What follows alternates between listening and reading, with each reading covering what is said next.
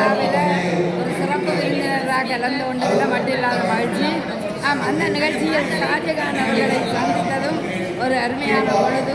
பெரிய ஒரு கலைஞர், நாட்டியன், நாடகம், இப்படி ஒரு பெரிய கலைஞர். இப்போ பார்த்தாலே அவருடைய கோலத்தை தெரியும். அப்படியான ஒரு கவிஞர், சிறந்த, அதாவது கலைஞரும் கவிஞரும் இயற்கை உருவாக்குறேன்னு சொல்லலாம். எல்லாருக்கும் அது வரமாக வாய்க்காது. அந்த வகையில் அவருடைய கூட்டு நடனம் நிகழ்ச்சியெல்லாம் நாங்கள் ரசிப்போம்.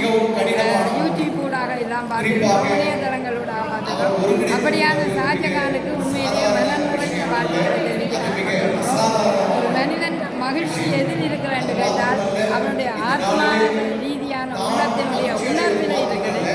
அந்த வகையில் அவருடைய உணர்வு, அதை வெளிப்படுத்துகிற தன்மை, கூத்து, கலை அத்தனையும் மேலோங்க வேணும்னு பார்த்துக்கணும்.